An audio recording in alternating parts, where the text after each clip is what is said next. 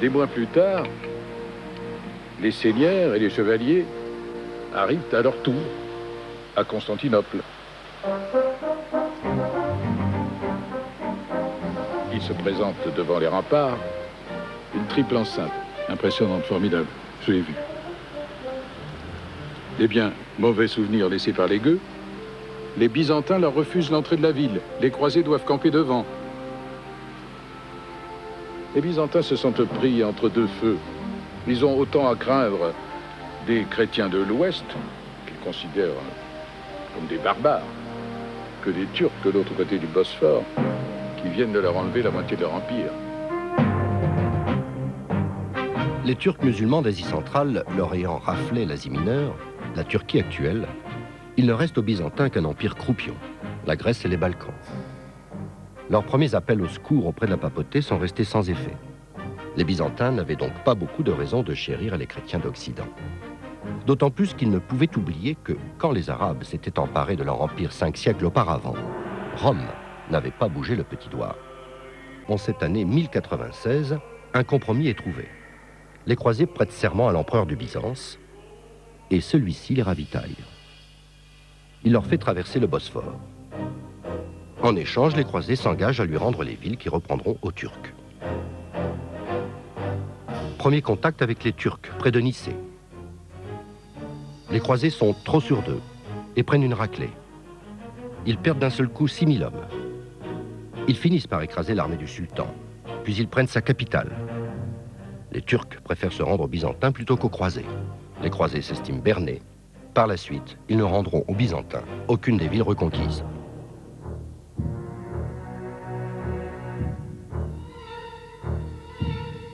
La traversée en plein été du brûlant plateau anatolien est freinée par des embuscades meurtrières et se transforme en une marche de la soif de 40 jours.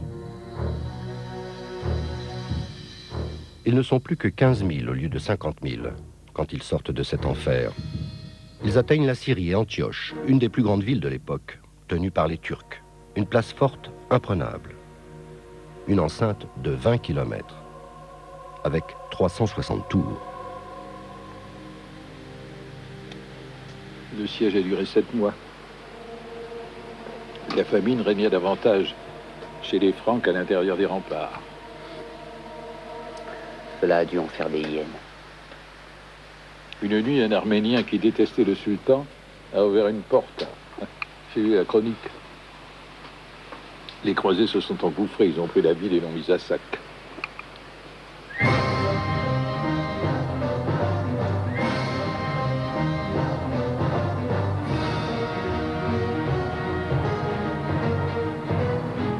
À chaque fois qu'une ville résistait, les croisés se sont livrés à des massacres.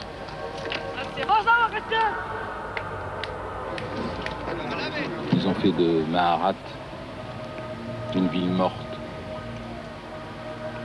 Ils ont poussé la population dehors et ils ont exterminé 20 000 personnes, femmes, enfants, vieillards, en veillant à n'en oublier aucun. Attends, je connais bien les Arabes. Quand les chroniqueurs écrivent 20 000, il faut diviser par 10. Admettons, 2000 personnes décapitées ou étripées, c'est déjà effrayant. Les croisés auraient même mangé la chair de leurs victimes. J'y crois pas. Peut-être des cas isolés. Plus affairés à occuper des territoires que de prendre Jérusalem, les premiers croisés ne sont plus qu'un millier de chevaliers et quelques milliers de piétons à continuer. Après 3 années d'errance, quand ils découvrent de loin Jérusalem, ils se mettent à genoux, ils pleurent de bonheur. Et ils prient, pensant que Dieu va leur donner la ville sainte tant méritée. Du haut des remparts, les soldats du vizir égyptien croient halluciner lorsqu'ils voient les croisés processionner autour de la ville en chantant à tue-tête. Jérusalem n'est pas Jéricho, les remparts ne s'écroulent pas d'eux-mêmes. Alors les croisés rangent leurs trompes et leurs olifants et préparent un assaut. Mais ils n'ont pas de machine de siège. Ils achètent à des commerçants génois sur la côte leurs bateaux.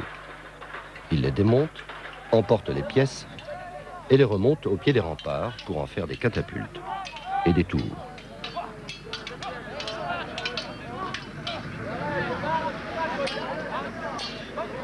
Les remparts sont franchis le 15 juillet 1099.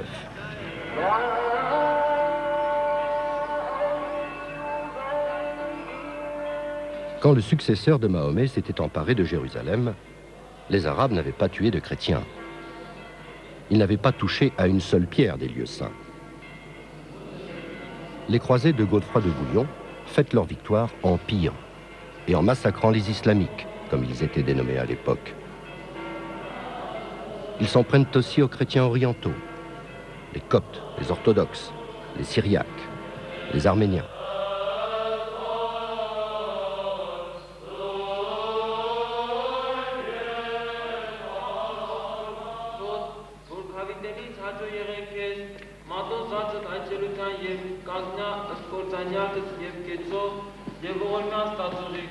Des Juifs sont brûlés dans leurs synagogues.